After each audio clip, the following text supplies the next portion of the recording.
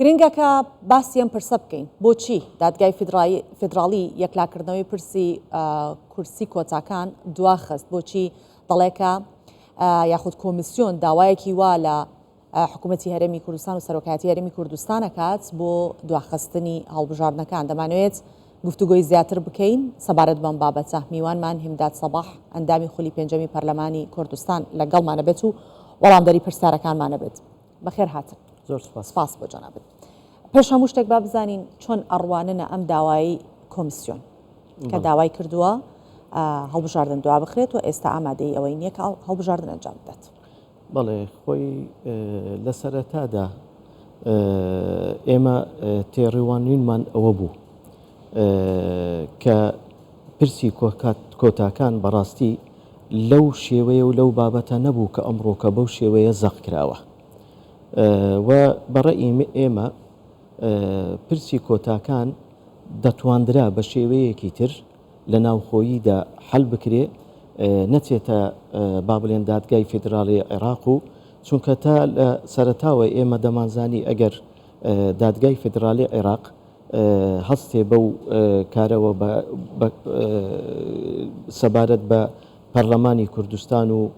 پرسی کۆتاکان مەشاکلەکان زیاتر قۆڵتل دەبن و ئەوڕۆکە کە دەبینین دادگای فیدراڵی عێراقە لەگەر ئەوەیە دوا بخرێتن من بەڕێی من ئەوە پاساوێکە پێکاتەکانیان کردە با بڵێن مەهانەیەک و پاساوێک هەنجەتێک بۆ ئەوەی ئەو با بڵێن هەڵبژاردنە ئەنجام نەدرێتن. باش کۆمیسیۆن پاساوێکی تریشی هەیە ئەڵێ دەبوایە خشتەی جێبەجێکردنی کارەکان لە 1/8/2023 ئامادە بکرایە بەڵام وەزارەتی دارایی عێراق لە 28/12/2023 نووسراوی تەمویلی گەیاندوت پێمان کاتە توانین بڵین بێجگە لە کورسی کۆتاکان ئەمیش بیانوەیەکی دیکەیە کە دادگای فیدراڵی یاخود بڵین دادگای فیدراڵی لە پشتەوەیە کە بۆی کە ئەم بیانوانە بێنێتەوە ئەمە پاساوێکی دروستە؟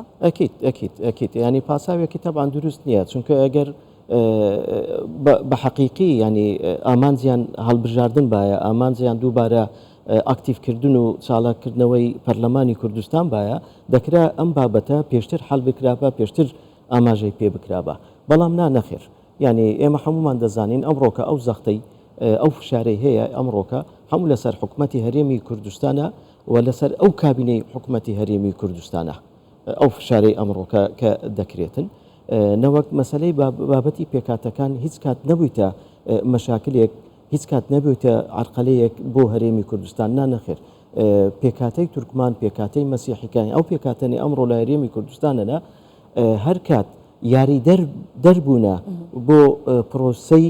دیموکراسی لە هەرێمی کوردستان و ئەو پێکەوە ژیانەی ئەمڕۆکە هەیە ما لە سەردەیانەوێ ئەو پێکەوە ژیانەی ڕۆحی ئەو پێکەوە ژیانەی نەهێڵن لە هەرێمی کوردستان بۆیە دەکرا ئەم بابەتە بە شێوەیەکی تر حەل بکرێتن ئێمە لەگەر ینی لەو باوەڕەدای وادەیەکیش دەشان بکرێتن پاساوێک کە دروست دەکەن ئەو جارە بۆ ئەوەی هەڵبژاردننی هەرێمی کوردستان پەرلەمانی کوردستان نەکرێتن کاتە مەبەستانەوەی بڵێن ئەمە مەبەستێکی لە پشتەوەیە بەڵێ ئەکیت مەبەستێکی لە پشتەوەیە چکە ئەگەر مەبەستێک لە پشتەوە نەبێتن دادگای فیدراڵی عێراق یەکەم جار کاری ئەوە نییە دەستکاری لە یاسای هەڵبژاردننی پەرلەمانی کوردستان کە دەستکاری لە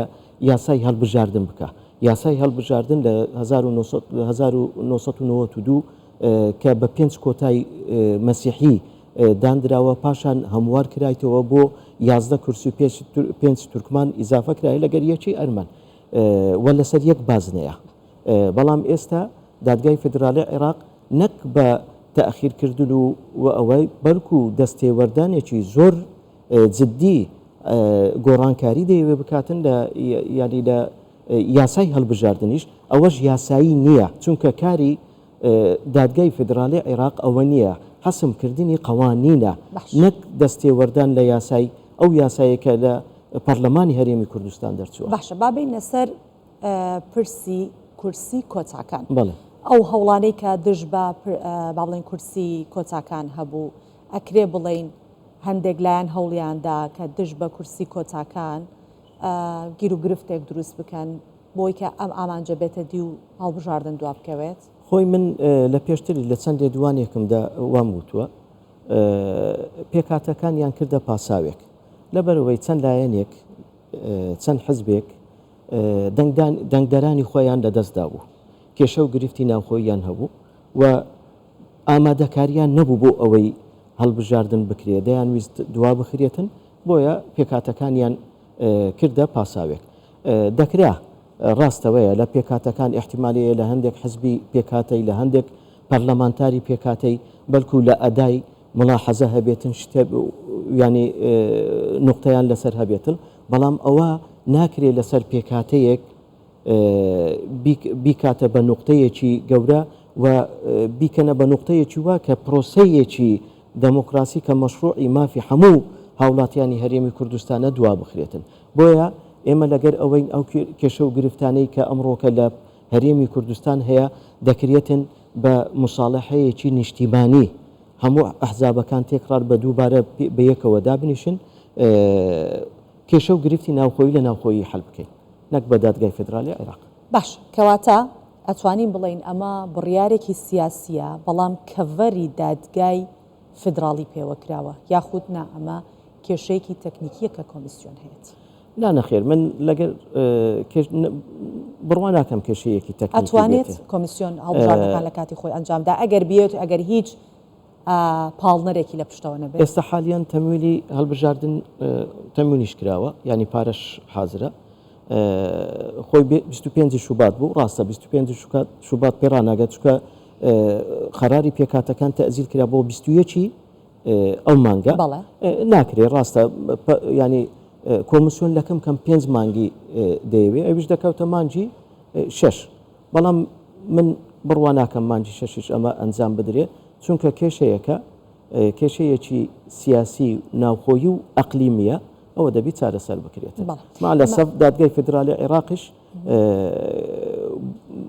ینی بوویتە شوێنی ئەو سیاسەتە. ئمە سپاس دەکەین هیمداد سەباح ئەندامی خولی پێنجەمی پەرلەمانی کوردستان لەگەڵمان بوویت و وەڵامدەری پرسیارەکانمان بوویت. سپاس.